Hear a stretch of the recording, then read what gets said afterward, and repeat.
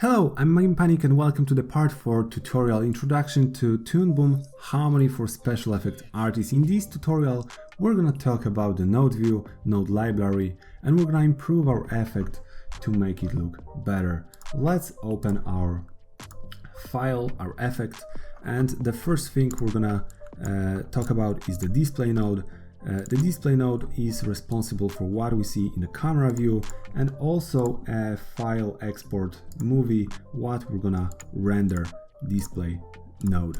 The right node is responsible for what we're gonna render as frames. So in order to render just transparent frames, you want to change the drawing types to PNG4. The default output folder is under the file and the frames folder and the drawing file name. So if you render, it will be rendered by like final 001, 002 and so on and so forth. To render those frames, you go to File, Export, Render Right Nodes, and you can render selected frames, just one frame if you want to, or all frames. Okay. Next thing we're gonna do is talk about the composite. The composite is something that merges together a couple nodes into one node, one line from it. So for example, I'm gonna copy and paste special this layer. So I'm Ctrl+C, Ctrl+V instead of Ctrl+V to prevent cloning the layer. And please select Create New Columns, so the layer will not be cloned. Let's change the name of those layers. The first one we're gonna call dots, and the second one we're gonna call ball. So we have two layers, and as you can see, two lines are going out in and one is going out from the composite. These two have to be connected to display. The composite, let's copy and paste this one. You can do just Ctrl+V for composites. The composites have couple things inside. Couple modes. You can mode them as bitmap and as pass through, the two that you might use. What pass through does, it's passing through those images as vector images further down. If you will change them to as bitmap, it at this point at the node, it will turn them into bitmap. You might use it if you are using so many like glows and matte-resizes or whatever to prevent some extra things that are not necessary there. You can flatten the image with bitmap composite and that will solve your problem. Notice the output leftmost, which means whichever layer is connected to the leftmost port will be on the top of the timeline, as well as it will be in front of the camera. So output Z does this thing. Let's change the mode to pass through, and with holding Alt, let's connect it to this thing to have a cleaner view on the timeline. I like to have it clean, but there are sometimes that you will be creating so many layers and you will have mess in the node view, and it could be hard to do something like this. So you select everything here and you hit this icon, order node view up, okay, and it's more clearer to see what is happening. Let's undo. If you don't have this tab here, right click, node view, bam, there we go. Okay, what we want to have with those two layers, dots, we just want to have dots. So I'm gonna erase everything else, and I'm gonna erase everything else from the ball. So I have only the ball here and only the dots there. Okay, let's open the node library and let's bring up some nodes. Glow is something that we might use for sure. Color card, we might use cutter, and matte-resize we might also use. I'm looking for transparency, there we go. Let's go for blurs. I'm using blur box. You can use for blurring blur Gaussian, but it's taking up the CPU so much and the render times grows exponentially, so that's something to avoid.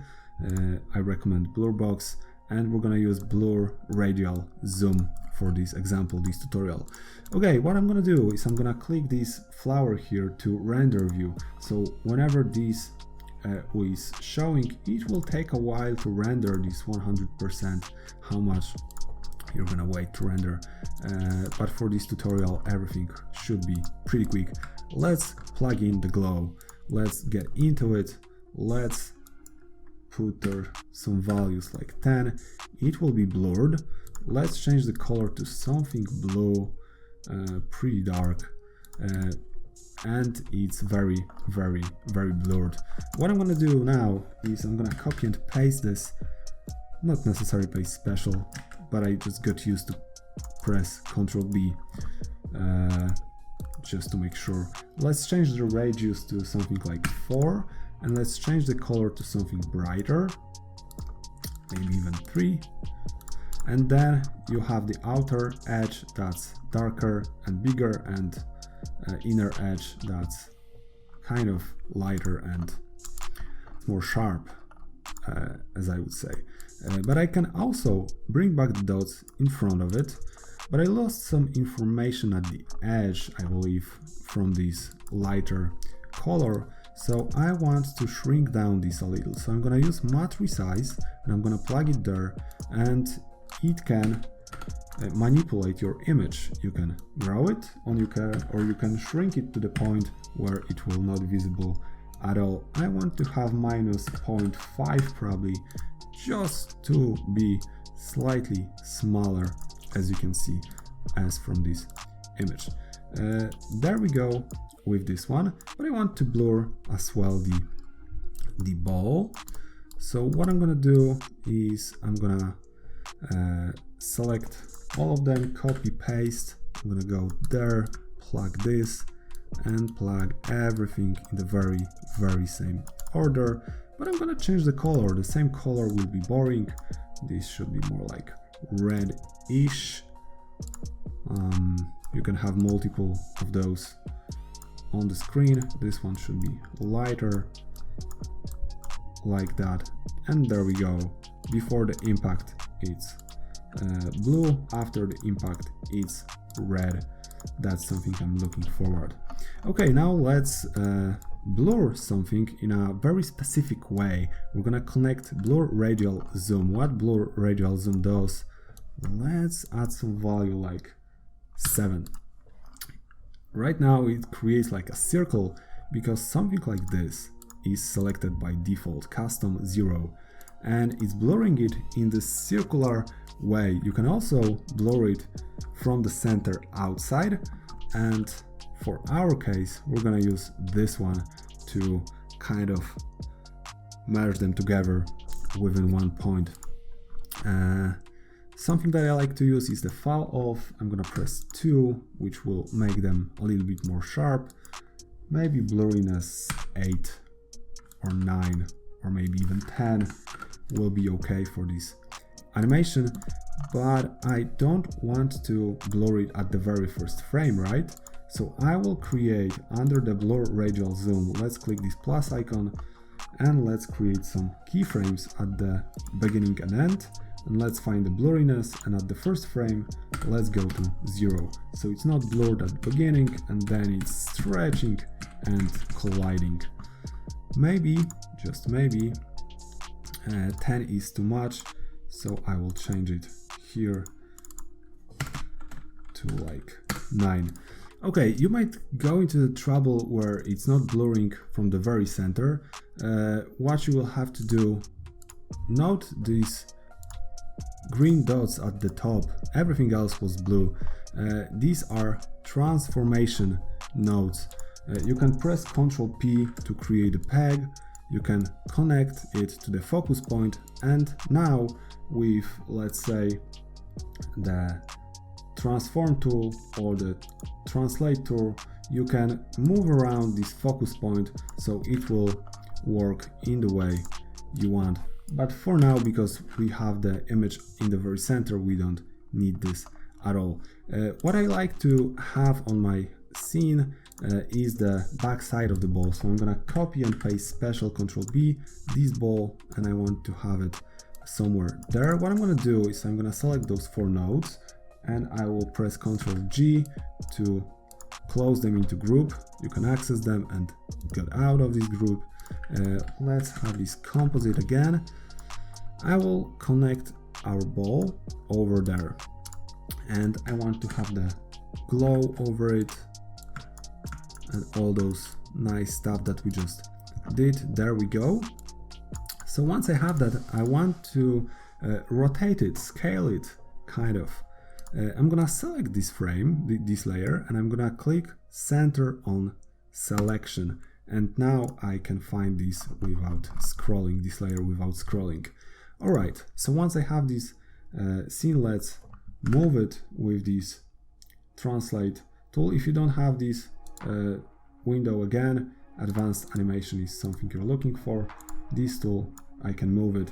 It creates keyframe. If you don't want keyframe to be added, you can switch animate current frame to animate off and it will move entire frame, entire layer without adding keyframes, which might be useful in some cases. I will press 4, 5 to mirror it and Alt 3 to use the rotation tool to rotate it a little. I will just play around and I will play around with the transparency node as well. Let's plug the first one here. So the first side of the front part of the ball will be visible a little less. So it will be slightly transparent. Let's play with 15. Turn this off. Could be slightly more. Let's go with 20. And I'm gonna copy the transparency and paste it under the glow. So on the back side of our ball, I'm gonna make transparent ball with the effect. Let's go with something like 75. And then I have the front side of the ball, back side of the ball, and I'm pretty happy with the result so far. The other thing that I might want to do is I will just quickly draw something else. After the collision, let's create another layer. Let's call them bullets.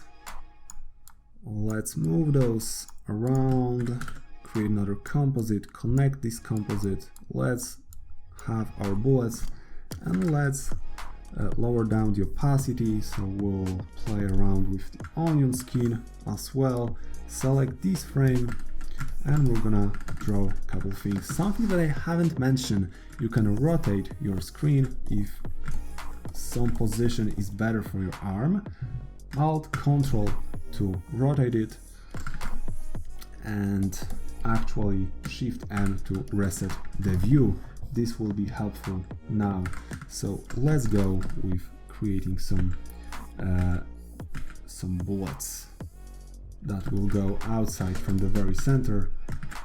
First frame, I'm using the ink by just pressing I and selecting it.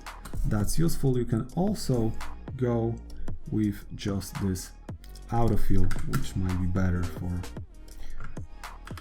this in particular. So we're gonna draw just a couple frames.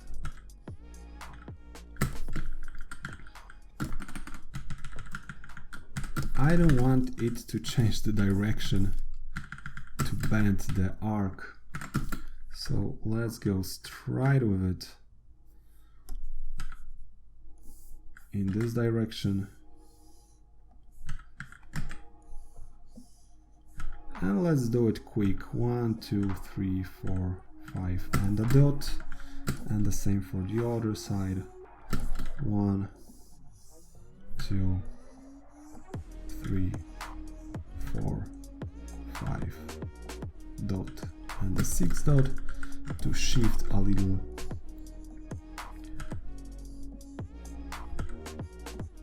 time to make it better for the eye. This one will be faster than the next one. 1, 2, 3 will be smaller, 4, 5, 6. I might add a couple more smaller like this. 1, 2, 3 dot, there we go. One more here, 1, 2, 3, 4. Maybe one more here, 1, 2, 3, 4, and 5. Okay, Shift M to reset the view. We're gonna bring back the opacity, and we're gonna do exactly the same as we did with the ball. So I'm gonna grab this bullet, I'm gonna copy and paste it special, create new columns.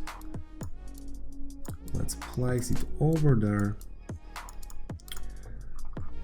Let's shift them by 1 frame. So I'm gonna increase the exposure here. So I moved them by 1 frame like this, and I want them to be maybe behind of the ball or maybe in front. It depends on you, obviously. But what I want to do is I want to use those sweet nodes that I just created, and as well as with animate off, I want to rotate, maybe mirror it to have the backside of it, so it will be nicer. I'm gonna copy and paste those nodes, and I want to connect all of that sweet nodes to what I have on the screen. And right now it's a pretty cool effect, but there is something missing, a little bit of blurriness, which I'm gonna use the blur radial zoom again, copy and paste it here, but I'm gonna use it in a different way. This time I'm gonna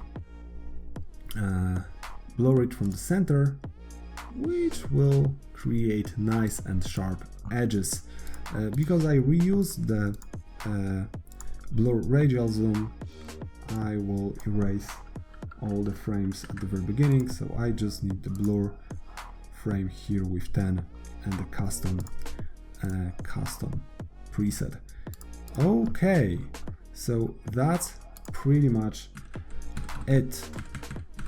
The other thing that's worth to mention is the color card. Let's connect the color card here, and let's change the color to I don't know, red. So you got the idea how it is actually working. And the other thing that I wanted to mention at the very end is let's create a composite. Let's connect everything to this composite. Let's create new layer really quick, and I'm gonna create a little circle like this, and I want to create another one, another layer with another circle on it. What we can do is we're gonna use cutter, so we can cut the first one with the second image that we created. You can also manipulate it as much as you want. Of course, you can animate it. That will work as well. If you don't want to use the cutter and you are just cutting one frame, one layer, you can add the node not here on the cutter, but actually on the layer. The little mask icon will appear, and there we go. You can flip the selection by double clicking. You can go to the cutter tool options, and you have the inverted as well. So by double clicking, you are inverting the selection. And that's pretty much all I wanted to talk about in this tutorial. And on the next tutorial, we're gonna talk about rendering it with for the sprite sheet. But just for now, at the very end, we want to export the movie. We're gonna have our 16 frames, which is what we created, and we want to overwrite the file. Let's go to look how this one is looking. As you can see, it's taking a couple seconds to actually render it, and there is the effect that we created. You can quickly notice couple things. We want to change the timing a little, and those dots are this blur radial zoom that we created was changed because we didn't press Ctrl X, Ctrl B with the create new columns. So I have to redo the animation for it. So I'm gonna quickly go here. I'm gonna create some keyframes and lower down the blurriness at the very first frame to 0. And there we go. This is what I want. And the other thing that I want is I will go and select all of those frames here, and I will create a little keyframe on every single frame for a reason, but I will do it slightly different. Let's delete the last one. Let's make sure that there is a 0 at the very beginning. I'm gonna select all of this and I'm gonna use this icon here, create keyframes on, and every number of frames, it will create those keyframes for me, which is nice. Let's extend everything. Let's select everything on first frame and press plus. So I will extend the first frame, second, third, and at the very end I want to extend just the ball. So let's make those 3 on 2s. Let's extend our marker stop here. Let's play the animation again. So it's slowing down at the beginning, slowing down at the end. Much nicer for the eye. Let's export it again, export movie. Instead of 16, we have 23. Right now our animation lasts for 23 frames. And we can go to our folder. It's taking a little to render, but no worries. Double click on it and there we go. Our effect is actually done. Thank you so much for watching. On the next tutorial we're gonna talk about the sprite sheet and how to prepare it for game engines, and that will be it. Thank you so much for watching and have a wonderful day. See you on the next one. Cheers!